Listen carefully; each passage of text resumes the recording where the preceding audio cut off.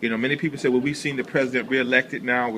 It's time to party or whatever. But what's on your heart when you talk about this administration and just from the civil rights perspective? Where are you going with this, and what needs to happen? When you look at the fact that we are still dealing with extreme economic disparities, where you have seen unemployment go down, black unemployment go up.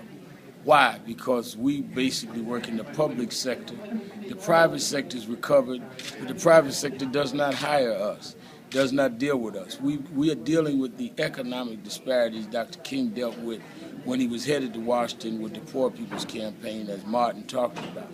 So we still have the economic challenges. When you see the president having to fight to keep people paid their unemployment checks, to deal with Social Security, while they are fighting to preserve the tax cuts for the rich, we're dealing with the wealth gap as poignant as it ever was.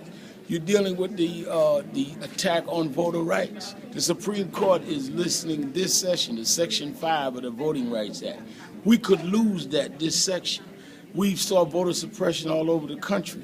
That's on the agenda. From voting rights to violence, we're dealing with, can you imagine that we are actually debating on the weekend of Martin Luther King whether we ought to have magazines that can shoot 100 rounds of weapons, that we're actually debating like there's some sanity to people being able to overkill. So if it is jobs and the economic wealth gap, whether it is voting rights and whether it's violence domestically, I think that we have to complete what Dr. King had brought us. And I think that Martin III has laid out the global vision of his father.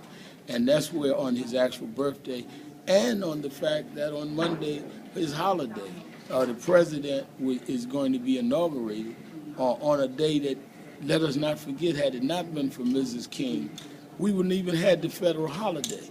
And it is providential to me, ironic to others, that he's being inaugurated on that day. But it's providential, because it's a day that the government never intended to close, but she refused to stop fighting.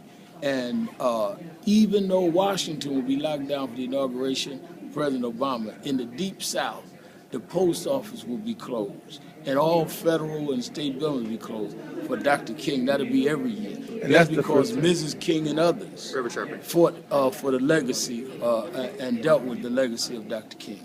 Reverend. Hi, Dan Joseph.